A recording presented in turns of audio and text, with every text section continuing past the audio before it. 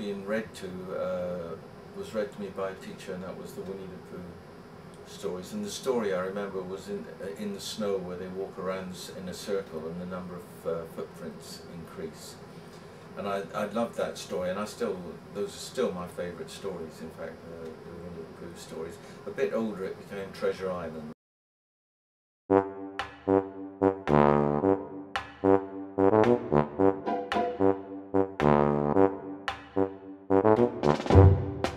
We didn't really have a lot of books in the house. It was that was pre-war, when I was first a child, and during the war there were a lot of books. But it was a house full of storytellers.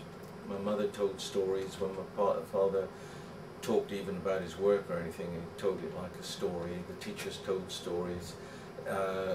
When later I went to the Scouts, there was storytelling there. Friends told stories. Eventually I started to tell stories, first of all to myself, and then later to friends.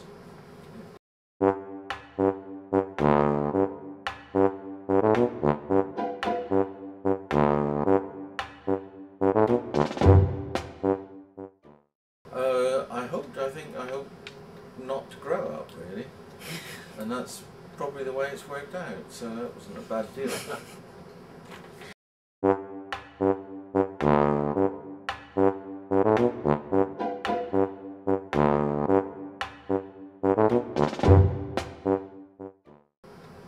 Well, I drew a lot when I was young. I think my mother used to encourage me to draw on steamed up windows, things, you know, because that was quite cheap, because then you could clean them off, and when they steamed up you could draw on them again, and you didn't have any paper waste or things to throw away.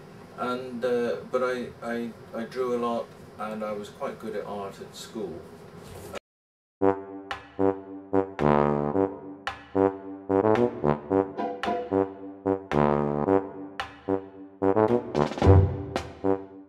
The idea of Elmer came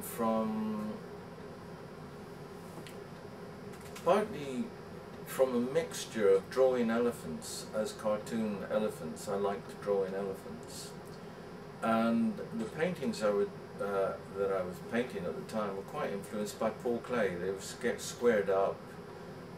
They weren't such pure colours as Elmer, and I suppose one day probably I didn't have a canvas, so I drew on one of the drawings or something, but somehow or other the elephant and the paintings got mixed together, and Elmer